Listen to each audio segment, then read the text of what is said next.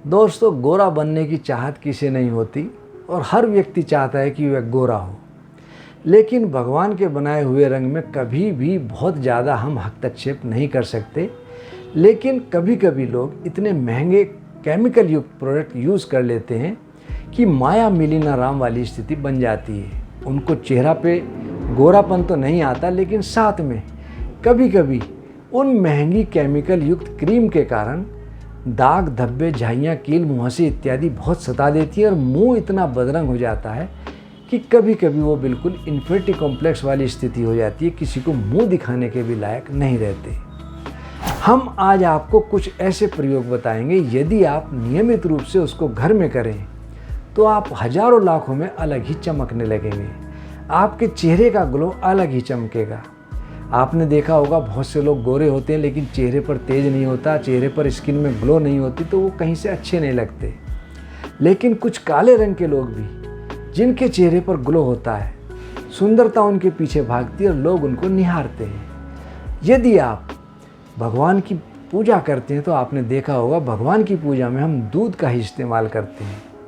तो यदि हम सोचें कि दूध का जब हम प्रयोग जलाभिषेक में करते हैं, रुद्राभिषेक में करते हैं, भगवान को कितना प्रिय है, तो वह दूध हमारे लिए भी बहुत प्रिय है। यदि हम कितने भी गर्मी में या पसीने में आए हों और दूध को रुई में भिगो के अपने चेहरे को साफ करें तो चेहरे पर अलग ही चमक आने लगती है और मैल बहुत रोम छिद्रों से भी निकल जाता है। यदि हम प्रातःकाल दूध से चेहरे की मालिश करें चेहरा धोने के बाद, तो चेहरे पर ग्लो आने लगता है। दूसरा, आपने देखा होगा कच्चे आलू हर जगह उपलब्ध है। आलू पूरे संसार में हर जगह मिल जाता है। आप कच्चे आलू को लें और उसका रस निकाल लें। उस रस से नियमित रूप से यदि आप अपने चेहरे की मालिश करेंगे तो आपके चेहरे पर अलग ही ग्लो आने लगेगा। इसी प्रकार आप पपीता ले लें। अब तो पपीते के बहुत ज़्यादा क्रीम भी आ रही हैं और उसमें पपीता तो डलता नहीं है, लेकिन पपीते का एसेंस होता है जो कि बिल्कुल लाभ नहीं करता। आप पपीते को काट लें, उस पपीते से अपने चेहरे की मालिश करें तो आपको निश्चित रूप से लाभ मिलेगा। आपके शरीर से पसीने की दुर्गंध ना खत्म होती हो, पसीना बार बार नहाने के बाद भी आता हो, चेहरे पर दाग, धब्बे, झाइयाँ पड़ गई हों, तो आप नहाने से पहले अपनी बाल्टी में 1 से 2 नींबू निचोड़ लें और उसके बाद आप उस पानी से नहाएं तो आपको बहुत लाभ मिलेगा। शरीर से पसीने की दुर्गंध तो दूर होगी ही, साथ ही साथ हमारी त्वचा की कुछ और बीमारी होंगी तो वह भी दूर होने लगती हैं।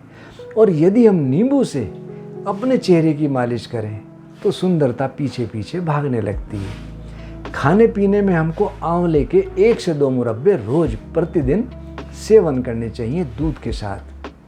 जो व्यक्ति दूध के साथ मुरब्बा सेवन करता है, आयरन उसके शरीर में बढ़ता है, चेहरे पर ग्लो बढ़ता है और पेट से कब्ज विदा लेने लगती है। आयुर्वेद में एक कहावत है, सर्वे रोग मलाशरा, सब बीमारियों की जड़ पेट है। यदि हमारा पेट साफ रहेगा तो हमको बहुत सी बीमारियों से निजात मिलती है और हमारे चेहरे पर कहीं दाग, धब्बे, फोड़े, फुंसी, खुजली इत्यादि होगी तो वह भी दूर होने लगती है। एक प्रयोग है शहद का। यदि आपको असली शहद मिल जाए तो आप चेहरे पर उसको 5 से 10 मिनट तक लगा के रखें और उसके बाद हल्की सी मालिश कर लें और नींबू के छिलके से मालिश करेंगे तो सोने में सुहागा। उसके बाद आपको ऐसा लगेगा कि आपका चेहरा बहुत अच्छा निखर के आ रहा है। गाजर का रस, हमको गाजर अपने भोजन में नियमित रूप से सेवन करनी चाहिए। या जो व्यक्ति गाजर का रस 1 गिलास प्रतिदिन सेवन करता है उसको पेट की कोई बीमारी नहीं सताती, चेहरे पर ग्लो बढ़ता है, आयरन की जो समस्या उसको होती हो तो वह दूर होती है, बॉडी के अंदर हीमोग्लोबिन बहुत तेज़ी से बढ़ता है। और गाजर के अंदर एक प्रोटीन है जिसका नाम है कैरेटिन। कैरेटिन सबसे ज़्यादा गाजर में होने के कारण इसीलिए उसका नाम है कैरेट। और कैरेटिन की कमी से हमारे बाल टूटते हैं या ऐसे में सफ़ेद होते हैं। तो हमको गाजर का सेवन अवश्य करना चाहिए। आजकल स्क्रब बहुत ज़्यादा आते हैं केले के। यदि हम केला काट कर चेहरे की मालिश करें तो फिर देखें किसी भी हमको क्रीम की कभी ज़रूरत नहीं पड़ेगी। हमारी जो स्किन है बहुत चिकनी, साफ और ग्लो वाली हो जाएगी। या किसी के पास मलाई उपलब्ध हो तो मलाई से मालिश करके देखें।